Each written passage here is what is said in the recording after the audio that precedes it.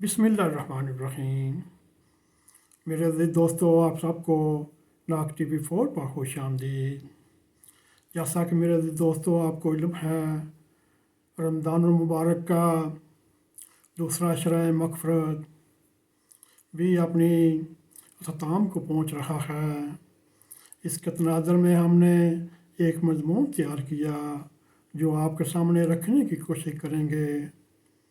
मेरे अज़ीज़ दोस्तों, कुरान करीम में जब भी रमज़ान मुबारक के रोज़ों की ताकीद की जाती है, इन आयात में अल्लाह ताला इन्हीं करीब का लफ्ज़ इस्तेमाल करता है। तो अल्लाह ताला करीब है और अपना दरवाज़ा खुला रखता है और फरमाता है, आओ मेरी मग़फ़िरत की पनाह में आ जाओ। और यूँ अल्लाह ताला फरमाता है, मेरा मखलूक से आम हालात में भी गुस्सा कम होता है मगर रहम ज़्यादा होता है।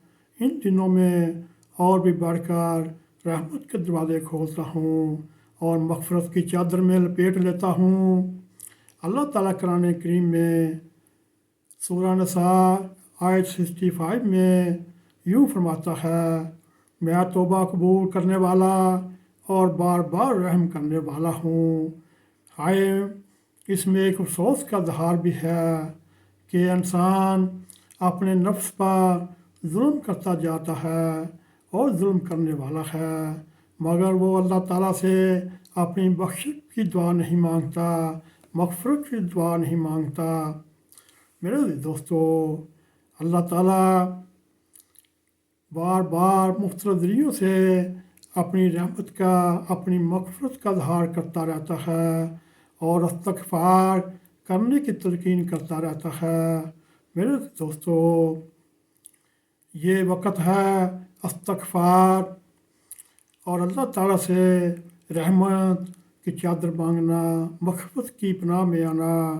अस्तग़फ़िरुल्लाह रब्बी मिन कुल्लि ज़ंबिन व अतूबु इलैहि का विरद करते रहें और अल्लाह ताला हमें नेक राहों पर चलाने की तौफ़ीक़ अता फ़रमाए, हमारी गलतियों की पर्दा पोशी फ़रमाए, हमें अपनी मग़फ़िरत की चादर में लपेट ले। मेरे दोस्तों, ये था हमारा एक प्रोग्राम। अगर आपको हमारा ये प्रोग्राम पसंद आए, इसको लाइक भी करें, इसको शेयर भी करें, कमेंट सेक्शन में जाकर ज़ाहिर ख्याल करते हुए नाक TV4 को सब्सक्राइब करें, जाते जाते बेल आइकॉन को क्लिक करें ताकि हमारी ताज़ा ताज़ा वीडियो आप तक पहुँच रहें। इसी के साथ अस्सलामु अलैकुम व रहमतुल्लाहि व बरकातुहू।